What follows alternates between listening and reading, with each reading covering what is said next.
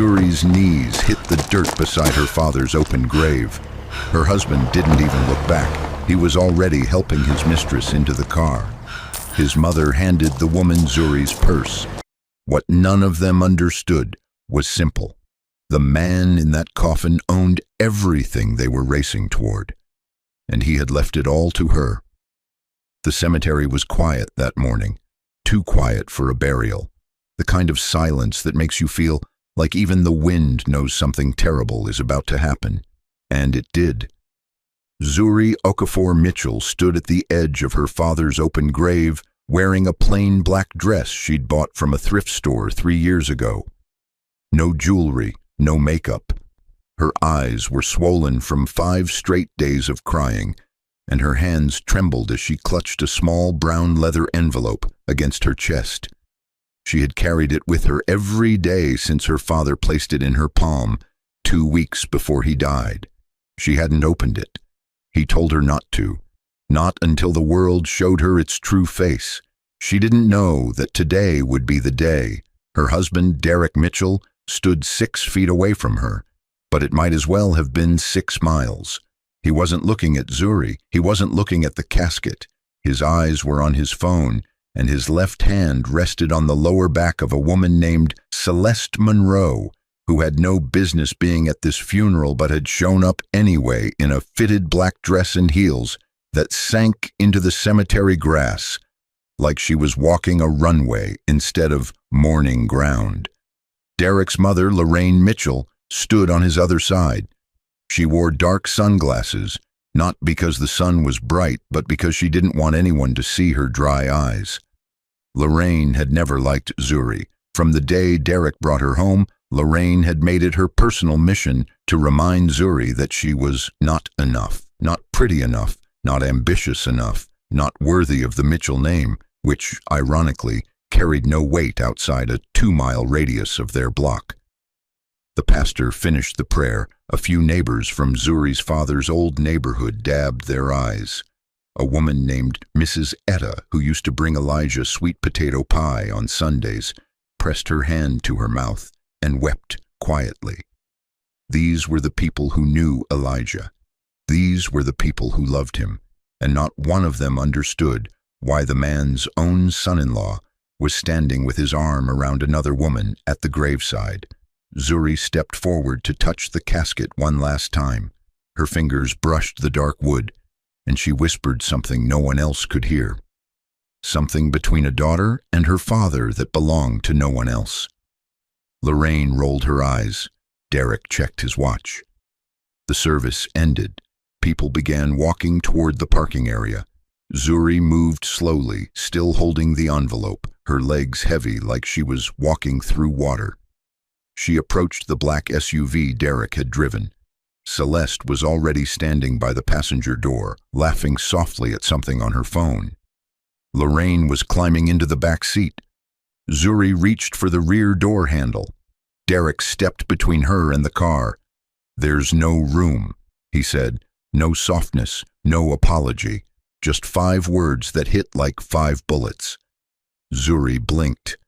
"Derek, I said there's no room. Celeste's riding with us. You can call somebody."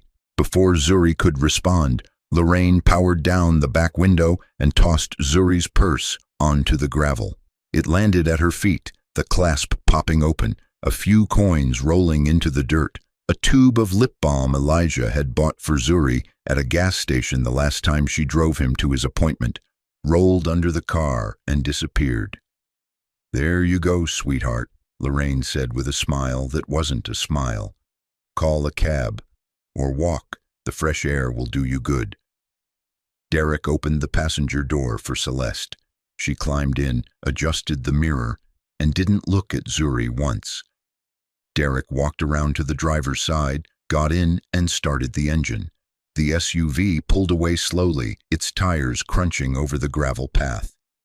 Zuri stood there, alone, barefoot on one side where her shoe had come off in the dirt, her purse on the ground, her father's casket still being lowered behind her by cemetery workers who pretended not to see what had just happened. She didn't scream. She didn't cry. She knelt down, picked up her purse, brushed the dirt off the brown leather envelope inside it, and held it against her chest, like it was the only thing keeping her heart from falling out of her body. Mrs. Etta walked over slowly and placed a hand on Zuri's shoulder. "Baby, let me drive you home." Zuri shook her head. "I want to stay a little longer," she said.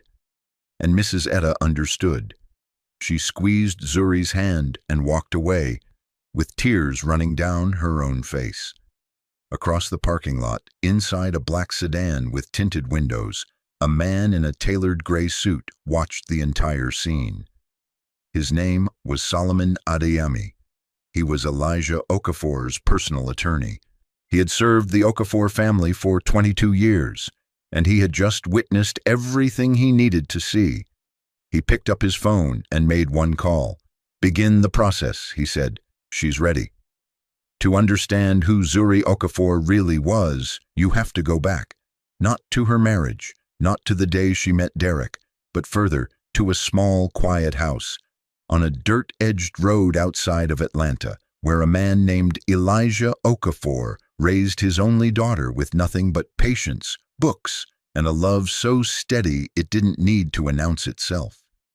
Elijah was the kind of man who wore the same brown work jacket for 12 years and never complained about it. He drove a rusted pickup truck.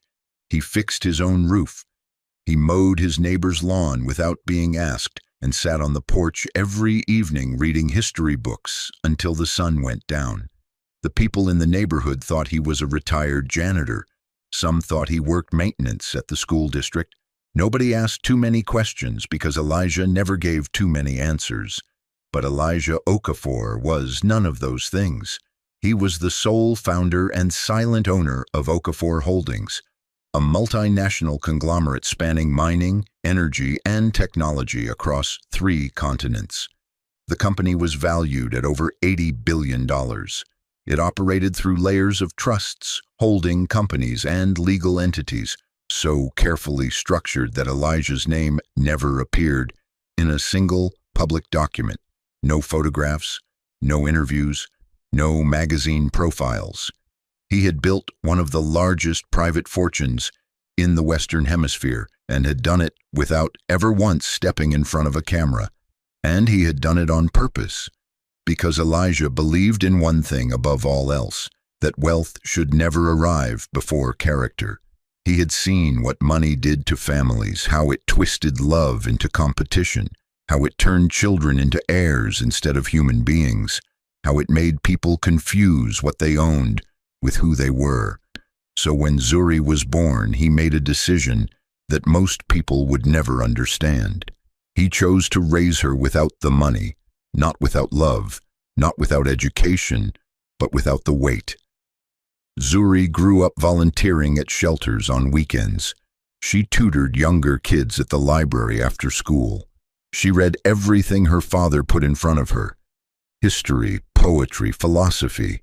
She wore hand-me-downs and packed her lunch in a brown paper bag and never once felt poor because her father had taught her that richness lived in how you treated people, not in what you carried in your wallet. On Sundays, they'd drive to the edge of the county in the old truck and sit in a field watching hawks circle overhead, and Elijah would tell her stories about the Okafor family, about resilience, about sacrifice, about the difference between being powerful and being good.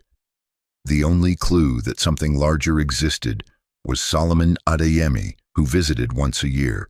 He arrived in a black car, wore expensive suits, and sat with Elijah in the back room for exactly 2 hours. Zuri was never allowed in during those visits. When she asked her father who Solomon was, Elijah simply said, "He's the man who keeps his promises." And there was the envelope, a brown leather envelope that Elijah kept in a locked drawer in his bedroom. Zuri had seen it once as a child when the drawer was left open. She reached for it, and Elijah gently took her hand and said, "Not yet, baby girl. That's for the day the world tries to tell you who you are. When that day comes, you open it, and you'll know exactly who you've always been." Zuri met Derek Mitchell in her second year of college. He was loud where she was quiet. He was ambitious where she was patient. He had the kind of confidence that filled up a room and made everyone in it feel like they were part of something important. Zuri fell in love with that energy. She mistook volume for strength. She confused ambition with character, and she married him 3 months after graduation, in a small ceremony her father attended, but did not speak at. Elijah sat in the front pew with his hands folded, and his eyes on Zuri the entire time, watching the way a man watches a ship leave the harbor, with love and worry in equal measure. Elijah never told Derek about the money. He asked Zuri not to either. "Let him love you for who you are," Elijah said. "If he can do that, then he deserves to stand beside you. If he can't, the envelope will tell you what comes next." Zuri honored that request. She never told Derek, not because she was hiding anything, but because she wanted to be loved without a price tag. She wanted to know that her husband chose her, not what she came from. That was her first mistake, not because the wish was wrong, but because Derek was. The marriage didn't fall apart overnight. It eroded, slowly, like water wearing down stone until there's nothing left but a hollow space where something solid used to be. Derek had taken a job as a mid-level sales manager at a logistics company downtown. It was a decent job, steady, respectable, enough to keep the lights on and put food on the table. But Derek didn't want decent. He wanted wealthy. He wanted the corner office with the floor-to-ceiling windows. He wanted the kind of life he saw on the internet: expensive cars, designer suits, vacations in places where people took photos of their food before eating it. And every month that passed without that life showing up, he got angrier. He stopped seeing what he had and started hating what he didn't. He started blaming Zuri. It started small. Comments about how she didn't dress well enough to go to his company dinners, how she didn't network with the right people, how she was too quiet, too soft, too simple. "You have no ambition," he told her one night while she was folding his laundry. "You're the reason we're stuck. I married down and I'm paying for it every day." Zuri absorbed it. She didn't argue. She had been raised by a man who taught her that silence was not weakness. It was patience. But Derek didn't see patience. He saw a woman he could push without consequences, and so he pushed harder. Then Lorraine moved in. Derek's mother had been living with a sister in Memphis, but after a falling out over money, always money, she showed up at their front door with 2 suitcases and an attitude that could curdle fresh milk. Derek didn't ask Zuri. He didn't discuss it. He just told her, "Mama's staying with us. Make up the guest room." Within 2 weeks, Lorraine had taken over the household. She rearranged the kitchen cabinets. She changed the grocery list. She criticized Zuri's cooking, her cleaning, her clothes, her hair, her posture, even the way she chewed her food. One evening, Lorraine sat at the dinner table and said, loud enough for the neighbors to hear through the open window, "I don't know what my son saw in you, honestly. You bring nothing to this family, nothing." Zuri set down her fork, looked at Derek, waited for him to say something, anything. And Derek looked at his plate and said nothing. That silence was louder than anything he'd ever said, because it told Zuri something she had been trying not to believe for years, that she was alone in this marriage, that the man sitting across from her had already left. He just hadn't moved out yet. Then came Celeste. Celeste Monroe showed up at Derek's office 8 months before Elijah died. She was a new hire in the marketing department, sharp-tongued, flashy, and fully aware of the effect she had on insecure men. She drove a leased car she couldn't afford. She wore designer labels with the price tag still tucked inside the collar. She posted photos from restaurants she only visited when someone else was paying. Everything about Celeste was a performance, and Derek bought a front-row ticket. The first week she smiled at him in the break room.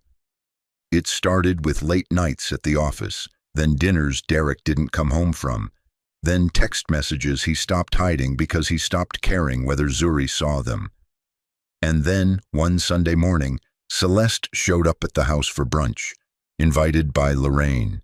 Zuri stood in her own kitchen and watched Celeste sit in her chair at her table, eat food Zuri had cooked with her own hands, and laugh with Lorraine like they'd been family for years.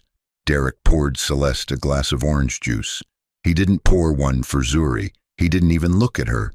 She stood by the stove with her apron still on and realized that she had become invisible in her own home. The cruelty deepened in stages, the way cruelty always does when no one stops it. Derek took a necklace Zuri had saved 3 months to buy for their anniversary, a simple gold chain with a small pendant. She found it around Celeste's neck 2 weeks later at a company dinner. Celeste touched it and smiled at Zuri across the table, and Zuri knew in that moment that the cruelty wasn't accidental. It was deliberate. It was sport. Lorraine told neighbors at the block cookout that Zuri had trapped Derek into marriage.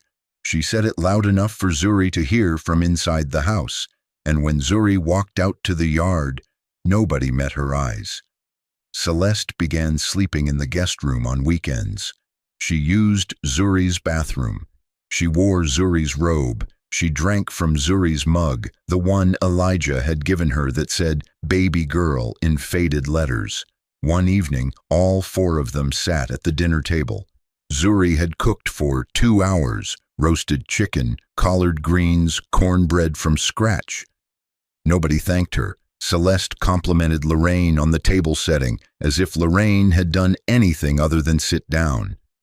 Derek was scrolling his phone, and then, without looking up, he said it, the sentence that would replay in Zuri's mind for months afterward. "Your father died broke, Zuri, just like you'll die, with nothing." Lorraine chuckled into her glass. Celeste smirked and looked away. And Zuri set down the serving spoon, pushed her chair back, and left the room without a word. She walked to the bathroom, closed the door, sat on the edge of the bathtub, and pressed the brown leather envelope against her stomach. She didn't cry. She had run out of tears weeks ago. Instead, something shifted inside her. Something went quiet in a way that wasn't peaceful but final, the kind of quiet that comes right before the ground opens beneath a man who thought he was standing on solid earth. And then Elijah got sick. It happened fast. Pancreatic cancer. By the time they found it, there was nothing to do but manage the pain and count the days. Zuri drove to her father's house every morning and every evening, sitting beside his bed, reading to him from the same history books he had read to her as a child, holding his hand while machines beeped and the light in his eyes dimmed like a candle in a slow wind. Derek never visited, not once. When Zuri asked him to come, just once, just to sit with her, he said, "Your father doesn't even have health insurance, Zuri. What am I going to do sitting in that little house, watching a man die? He's got nothing. He's always had nothing, just like you." Zuri didn't respond to that. She picked up her car keys, drove to her father's house, and sat beside his bed until midnight.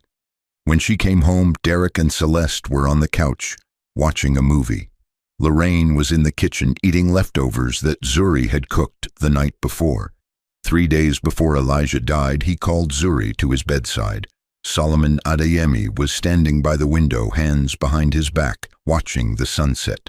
Elijah's voice was barely a whisper. His body was thin, his hands trembled, but his eyes were still sharp, still clear.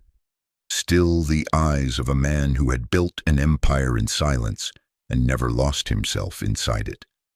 He reached under his pillow and pulled out the brown leather envelope. "Open this when you're ready," he said. "When they've shown you everything, when there's no more pretending, you'll know when." Zuri took the envelope and pressed it to her heart. She kissed her father's forehead. He closed his eyes and smiled, a small, tired smile that carried 28 years of a love he had never once needed to explain. 2 days later, Elijah Okafor closed his eyes and didn't open them again.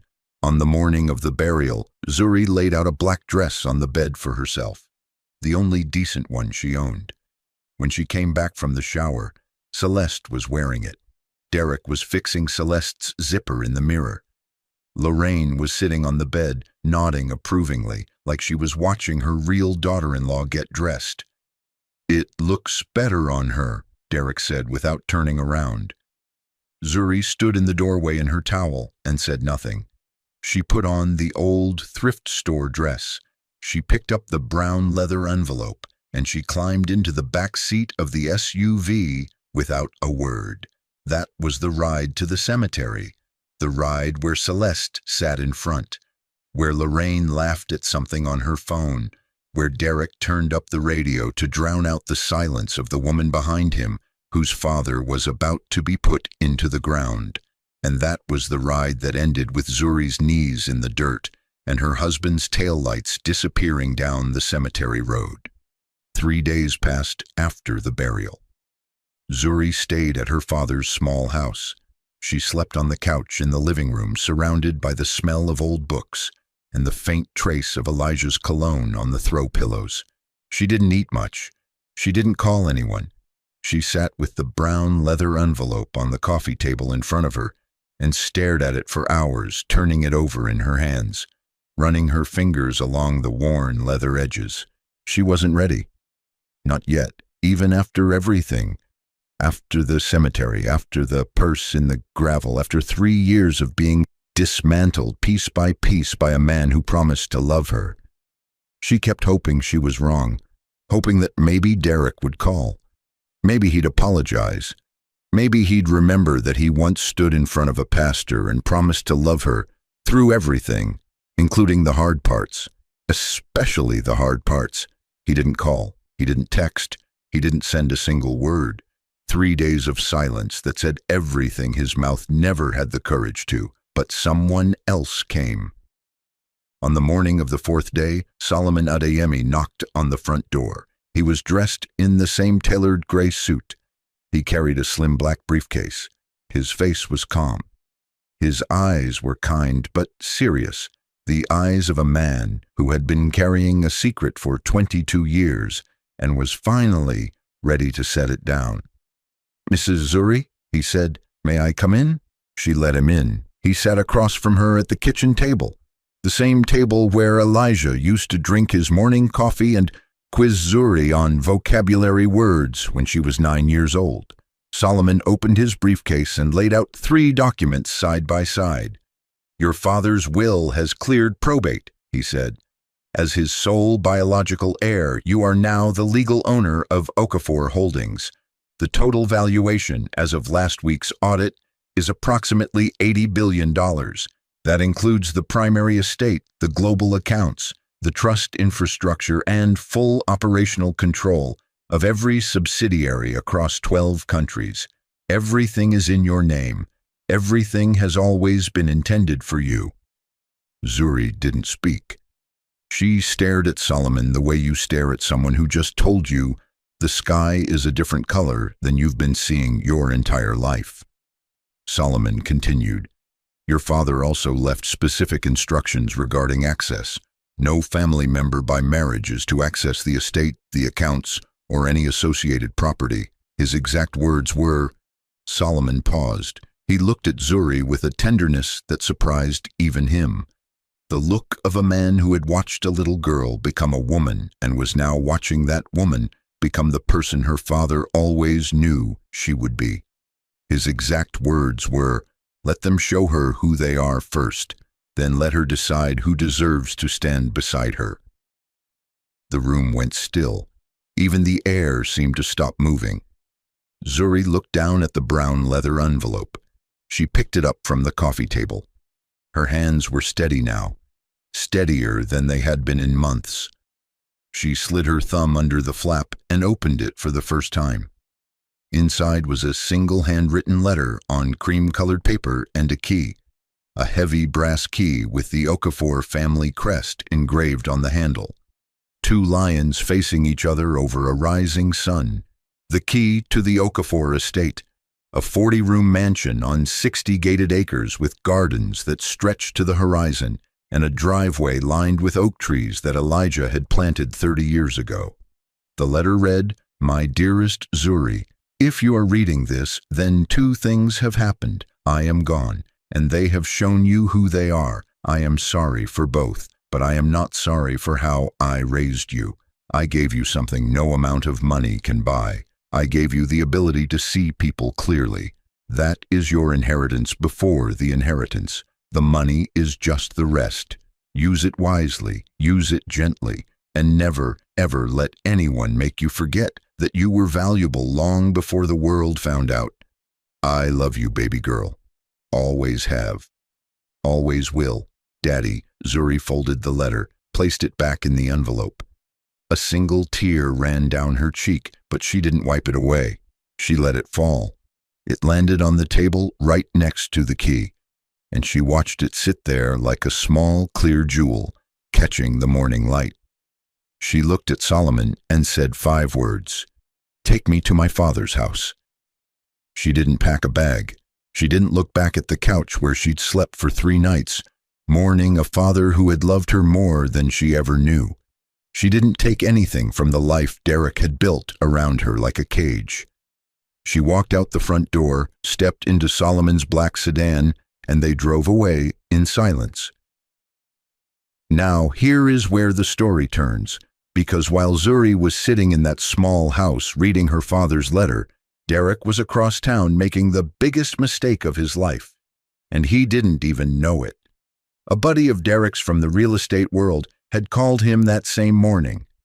Word had spread in certain circles that the Okafor estate, a property most people didn't even know existed, was in some kind of legal transition. Derek heard the name Okafor and paused mid-bite of his breakfast. "Wait," he said. "Okafor, that was my wife's maiden name." His buddy laughed. "Small world. Anyway, it's a monster property, 60 acres, gated, private road, staff quarters. Whoever inherits that thing is sitting on a gold mine." Derek laughed it off. In his mind, the name Okafor meant nothing. Zuri's father was a nobody, a quiet old man in a small house with a rusty truck and a porch full of books. There was no way it was connected. The universe, he thought, was not that generous to women like Zuri. But that afternoon, because vanity never misses an opportunity, Derek drove Celeste out to the wealthy part of the county. He wanted to impress her. He wanted her to see the neighborhoods he dreamed of breaking into one day. They drove past mansions with stone gates and long driveways lined with old trees. And then they passed the Okafor estate. Derek slowed the car. He pointed through the windshield at the massive iron gate, the manicured hedges that rose 10 feet high, the long winding driveway that disappeared into the trees like a road to another world. "One day, baby," he said to Celeste, his voice soft with the kind of longing only broke men carry. "I'm gonna buy you something like that." Celeste smiled and squeezed his arm and said, "I know you will, babe." Neither of them knew. The woman Derek had thrown out of his car 3 days ago at a cemetery, the woman whose purse his mother had tossed into the gravel like garbage, already owned every brick, every gate, every tree, every blade of grass, every square inch of earth behind that fence. She owned it all, and she was inside those walls right now, sitting in her father's study, holding his letter, beginning the rest of her life. The news broke quietly at first. A local business journal ran a small article about the Okafor Holdings succession, a brief piece buried in the financial section that most people would have scrolled past, but a financial analyst at a national outlet picked it up, verified the numbers, and republished it with a headline that stopped the internet cold. Within 48 hours, Zuri Okafor's name was everywhere. The daughter of a silent billionaire, an $80 billion inheritance, the largest private wealth transfer in the state's history, and a story so dramatic it didn't even need embellishment. The truth was extraordinary enough on its own. Derek saw the article on his phone while sitting in his car during his lunch break.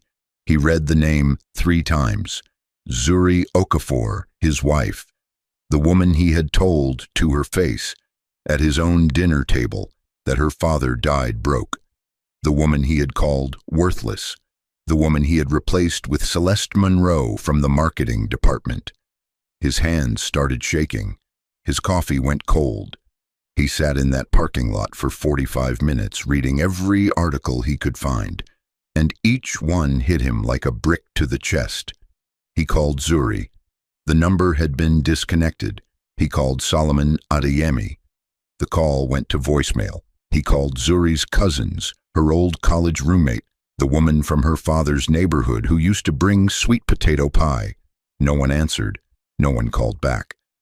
It was as if the entire world had decided, all at once, that Derek Mitchell no longer existed. He drove to the Okafor estate the next morning before sunrise. He pulled up to the iron gate, the same gate he had pointed at, through the windshield 3 days earlier while making promises to Celeste, and pressed the intercom button. A voice answered, professional, calm, unimpressed. Name, please. Derek Mitchell. I'm Zuri's husband. A pause.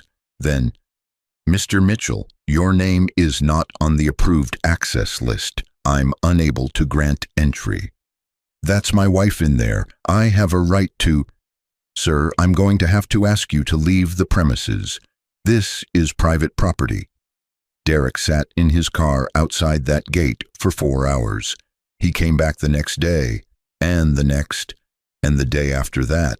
Each time the answer was the same. His name was not on any list. He did not exist in the world Zuri had just entered. The gate didn't budge, the intercom didn't waver, and the driveway that stretched behind the iron bars looked longer every time he stared at it. On the 5th day, a security guard recorded Derek through the gate camera. He was pacing back and forth on the road, pulling at his collar, talking to himself, gesturing at the gate like it owed him something. The footage was leaked online by someone who worked the property. Within 12 hours, the video had over 1 million views. The internet gave it a name. They called it the Gate Tape. The comment section became a courtroom where Derek was tried, convicted, and sentenced by strangers who had never met him, but recognized exactly what he was, because they had seen men like him before, in their families, in their own homes, in their own mirrors. Lorraine tried a different approach. She reached out to old church friends, women she had known for decades, women she had stood beside in fellowship halls and choir stands and church parking lots. She asked them to pass a message to Zuri, to tell her that Lorraine was sorry, that it was all a misunderstanding, that family should forgive family, that blood was thicker than pride.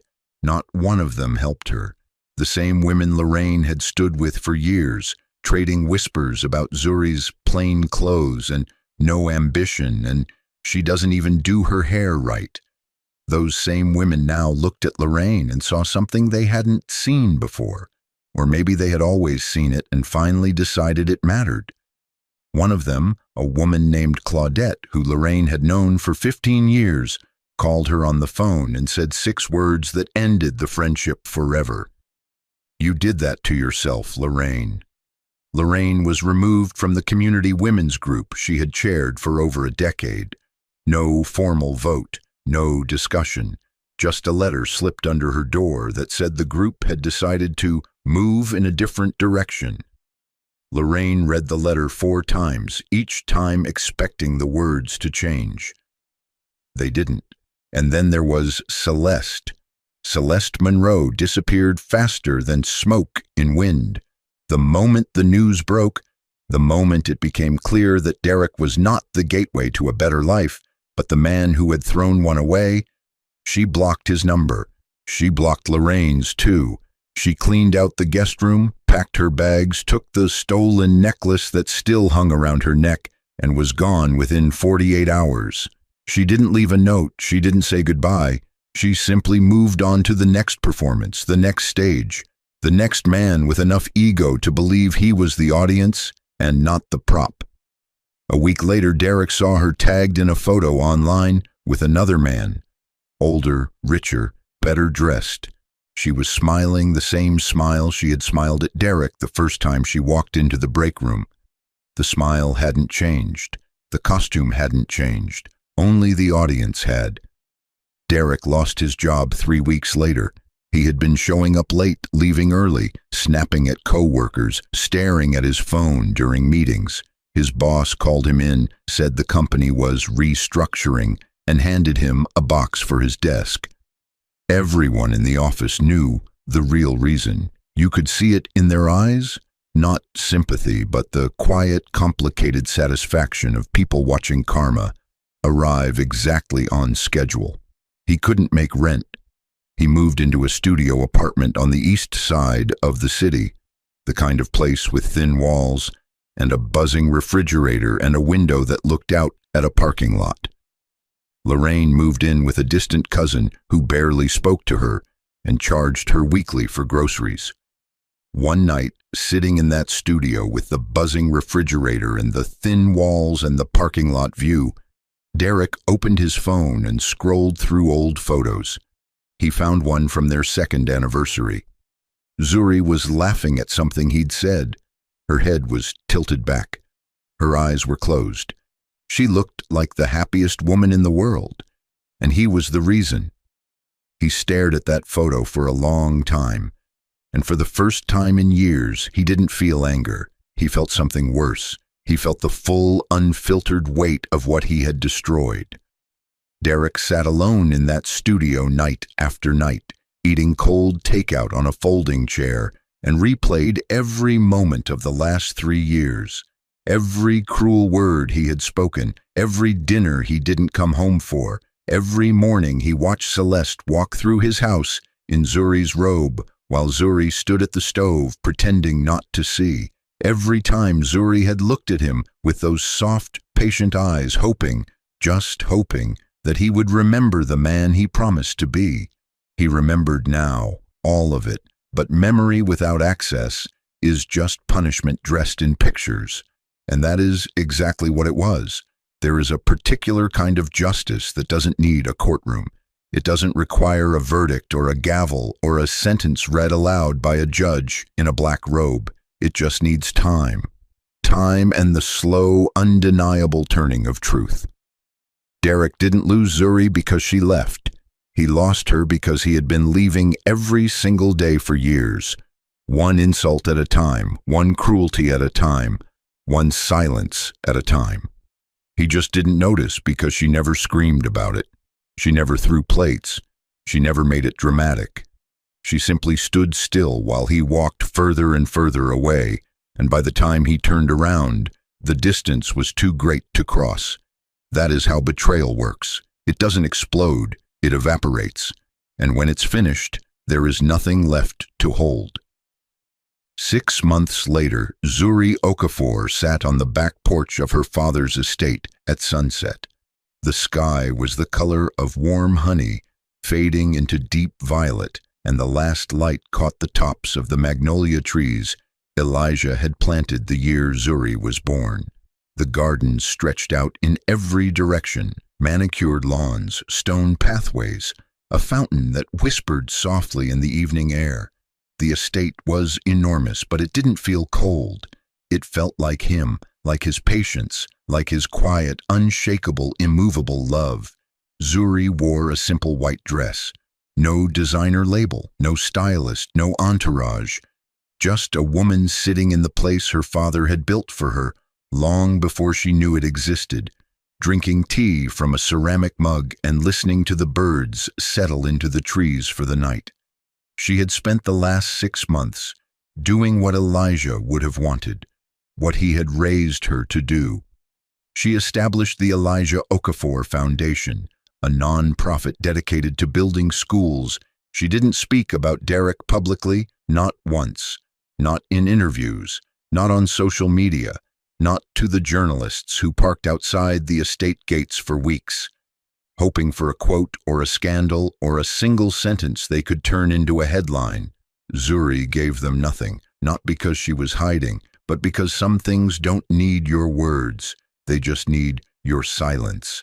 And Zuri's silence was louder than anything she could have said. Solomon Adeyemi visited once a week.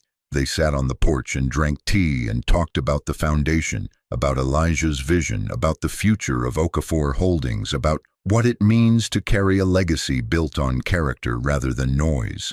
Solomon had known Elijah for 22 years. He had watched Zuri grow from a curious, barefoot little girl into a woman who carried her father's integrity like a lantern in a dark room. He never once doubted that the inheritance was in the right hands. "Your father told me something once," Solomon said during one of those porch visits, his teacup resting on his knee. He said, "The world will try to tell her she's small, but she's not small. She's just quiet, and one day her quiet is going to shake the ground." Zuri smiled. It was the first full smile she had given in months. Not because the pain was gone. Pain like that doesn't disappear. It just learns to sit in a different chair. But it had finally settled into a place where it could live without consuming her, where she could carry it and still walk forward. That evening, as the last light dipped below the tree line, Zuri walked through the garden alone. She followed a stone path that wound past the fountain, past a row of hedges, past the rose bushes. The groundskeeper told her Elijah had watered himself every Sunday morning for years. The path ended at a small wooden bench beneath an old oak tree.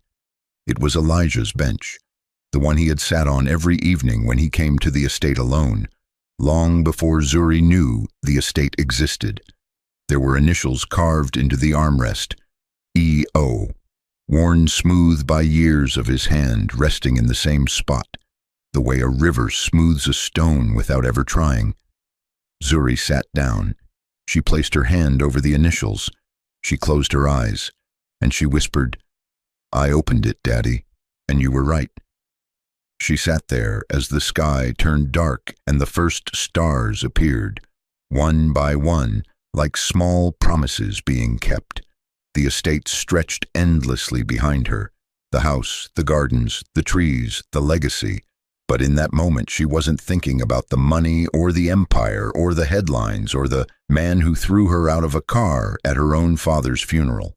She was thinking about a man in a brown work jacket who drove a rusty truck and read history books on the porch and loved her enough to let her find her own strength before handing her the world. She was still. She was whole. She was free. Inside the mansion, in Elijah's private study, the brown leather envelope was now framed and hanging on the wall behind glass. It was the first thing anyone saw when they walked into the room. Below it, on a small brass plate, were 5 words Zuri had chosen herself. "He knew before I did. Some people will only see your value when the world tells them what you're worth. But the people who love you, they already knew." If this story moved something in your soul, subscribe, share this with someone who needs to hear it, and remember, God's timing is never late. It's just quiet until it isn't.